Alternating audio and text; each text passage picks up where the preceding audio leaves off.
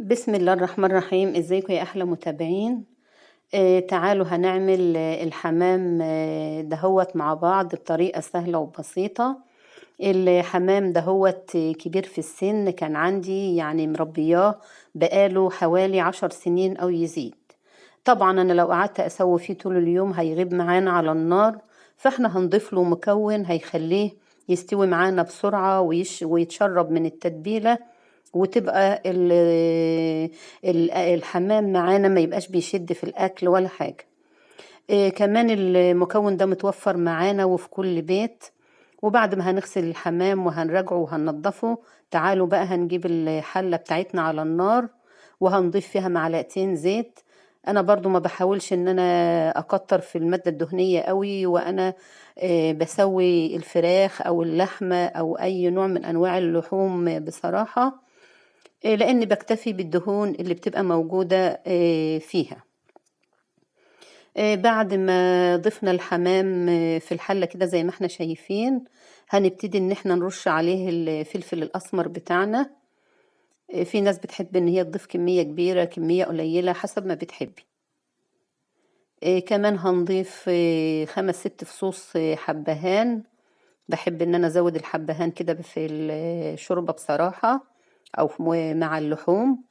هنضيف كمان ورقتين لورا. حمام على النار ان هو يتلوح كده براحته، مش هنستعجل عليه. احنا كده كده عارفين ان هو كبير في السن، فاحنا عايزينه يستوي معانا، علشان لما نيجي ناكله يبقى كويس وطعمه حلو في الاكل. والله المكون اللي احنا هنضيفه له هيخلي الحمام ما يغيبش معانا في التسوية، والطعم جميل وهتجربوه بنفسكم، واتمنى ان انتوا تقولوا لي التعليقات على القناة. تعالوا يا حبايبي، التتبيلة بقى اللي هنضيفها للحمام وهو بيستوي. معانا بصلتين مقطعينهم شرايح، ومعانا فلفل اخضر حامي او بارد، ومعانا 4 حبايات طماطم بالشكل اللي يعجبك، لان احنا لما هنضيفهم على الحمام وهنسويهم، المكون اللي احنا هنضيفه هيخليهم يستووا ويتهرسوا كأنك ضربهم في الخلاط، علشان الحمام يتشرب منهم واللحمة بتاعتهم تبقى متبلة وجميلة. وهتجربي بنفسك ان شاء الله. تعالوا هنضيف بقى الخضار بتاعنا كله على الحمام في الحلة.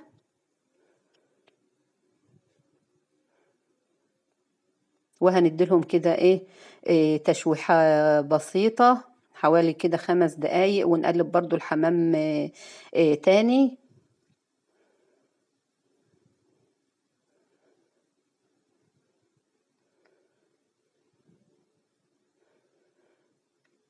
والله الخضار مع الحمام وهو بيستوي بيديله طعم جميل وريحة حلوة، وهتلاقي ان التتبيلة داخلة في لحم الحمام نفسه، ومتبلة من جوه ومن بره، وطعمها بسم الله ما شاء الله. تعالوا بقى المكون اللي معانا اللي هو كربونات الصوديوم او الكربوناتو بتاع الطعمية. هنضيف نص معلقة كده كبيرة، لان زي ما قلت الحمام اللي انا بسويه دهوت كان كبير في السن قوي، فانا زودت الكربوناتو شوية. وبعد كده هنبقى نضيف بقى المية على قد التسوية، كل ما يحتاج مية هنزوده لحد ما يستوي معانا.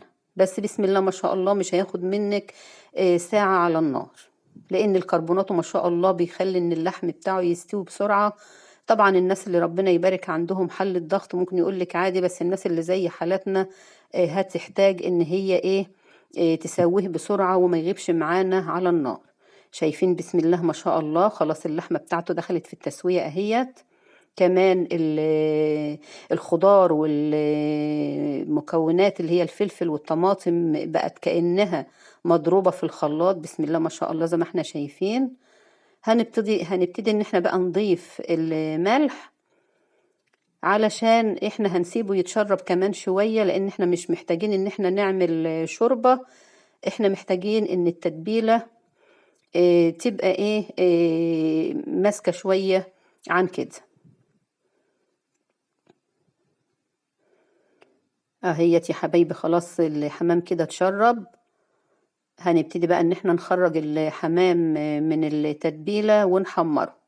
والله هو ما هو محتاج تحمير ولا حاجة، بسم الله ما شاء الله. بس احنا ايه هنحمره عشان الناس اللي بتحب ان هي تاكل الحمام. شايفين ما شاء الله الحمامة شكلها عامل ازاي، متشربة من جوه ومن بره من التتبيلة والمكونات اللي احنا ضفناها لها، وطعم وريحة لو جربتيه والله ما هتبطلي تعمليه بالطريقة دي. بسم الله ما شاء الله، ومستوية وجميلة زي ما احنا قلنا، وما اخدتش برضو مننا وقت كبير على النار زي ما انا قلت لكم يا حبايبي. واحلى حمام باحلى تتبيلة هتاكليها وجربيها وان شاء الله تعجبك. شايفين يا حبايبي بسم الله ما شاء الله بعد ما حمرنا الحمام التتبيلة داخلة بره وجوه زي ما احنا شايفين وكأنه مشوي.